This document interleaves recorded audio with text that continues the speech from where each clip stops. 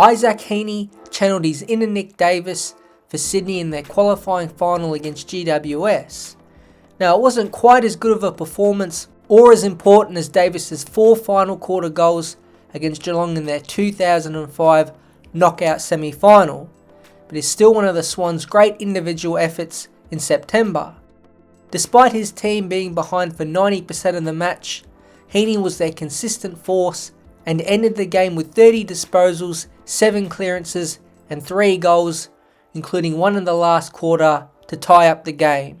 Throw in 2 spectacular marks as well, and it's just about the most complete game a footballer can play. He wasn't the only one in week 1 of finals to give a flashback to the past. The surprise forward who dominated the week was Calsher Dear. Forget about Aaron Norton, Sam Darcy and Jamara Ugle-Hagan for the Bulldogs. It was the 2023 pick 56 who starred in his first finals appearance. He kicked 3 goals, the equal second highest on the ground, and took 3 important contested marks out of his total of 5. At 19 years old, the talent is clear and he looks like a future spearhead for Hawthorn. Now, it didn't exactly mirror the greatest forward of this generation, but there are comparisons.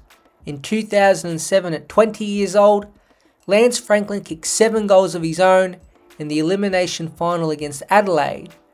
Now, he had already arrived as a star in the competition by this time, kicking 63 goals in the home and away season, but had yet to play a final. Clearly, there were no nerves. Hawthorn were down 20-2 early, and then down by 31 points nearing the halfway point of the second quarter. Enter the long-range sniper in Franklin. He was playing bombing them from 50 plus metres out without any difficulty. As the game got tight in the last quarter, his 3 goals were the difference. He put the Hawks in front with 11 minutes left. Then, with a minute of game time left, he took a mark on the lead and took the responsibility. At 20 years old, and in his first final, he let it rip and flushed it. It was as clutch as a goal can get and won Hawthorn the game. Hawks fans will be hoping Dear can even be half the player Franklin was, and if his first final is anything to go by, he does have the mental fortitude and ability to stand up when it counts. The older Darren Jarman got in his AFL career, the further he spent deeper in the Ford 50. His performance in the 1997 Grand Final isn't talked about enough, and if not for a strange quirk, his name would be in the record books forever. Adelaide were down by 13 points at halftime, but were able to use the break to swing momentum. They got on a run kicking 2 goals straight, and Jarman, who led out from the pocket, put them in front by 5 points. When the siren went for 3/4 time, the Crows were up by 10 points, but the game was far from over. Before the heroics of Dustin Martin's grand finals and his one-on-one ability, Jarman was at the same level. His first goal of the last came from an arm chop free kick in a one-on-one contest in the goal square. 5 minutes later, he got his defender off the lead and then eased the set shot. Adelaide from this point didn't look back. Jarman's third of the quarter just fell to him from a smothered kick, and then he capped off his day with 2 more goals. Alongside the centre circle, unloads, Smart, from behind, open goal, down to the half. Jarman. Belts it towards full forward, Jarman there. With him was Zilla. Jarman again, round the body, down to him. Oh, that will do. Unbelievable game. He has played a game and a half, and they are. The Crows won their first premiership that day, winning 125-94. Jarman's 5 goals in the final term is still the most goals an individual has kicked in a quarter in grand final history. He had 19 disposals and 7 tackles to go alongside those 6 goals, all kicked after half time. But the Norm Smith medal went to his teammate in Andrew McLeod. The then 21-year-old is still the youngest winner of the award in the AFL, and he did play outstanding with 31 disposals and 11 marks. But it's important to remember, up until 2003, the voting was done in time for the presentations, and because of this, Jarman might have been a touch unlucky to not win the award.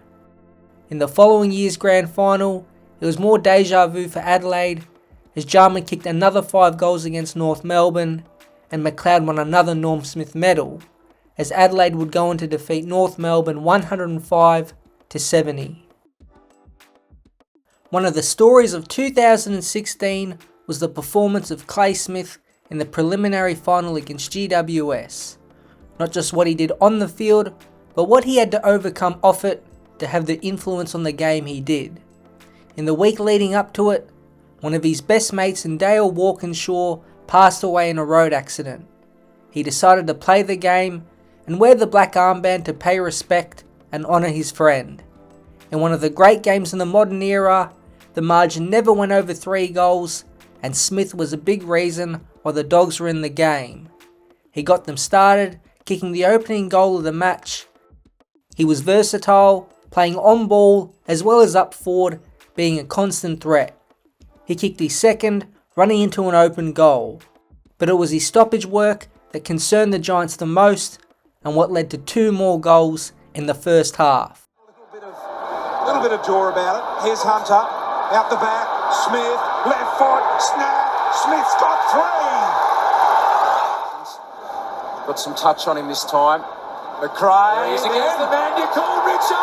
He's got 4 goals in the first half, and that is a big moment for the Bulldogs.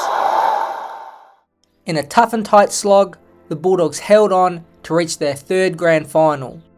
Without Smith's 4 first half goals, they wouldn't have been a shot. He added 26 disposals, 8 tackles, 6 clearances with the goals in the best game of his career. Post-game, Smith was highly emotional, and in an open mic interview a few years later, he talked about the night. "I ended up coming out and playing a good game. I think he had a bit of a part to do with that.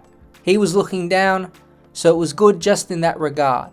I won the man of the match and got a watch, and got his initials engraved on that, so he is on there forever.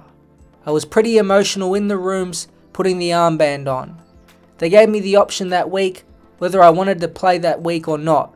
There was no way I was going to miss it. There was no way he wanted me to miss it, and I didn't want to miss it.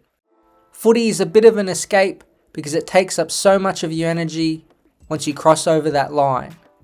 It was one of the highest rated games in the final series, and with these circumstances, Smith deserves huge applause for even playing in the game, let alone dominating it. If finals history is anything to go by, there will be another 1 or 2 players who will take over games in important moments and might etch themselves in football folklore like these former stars did.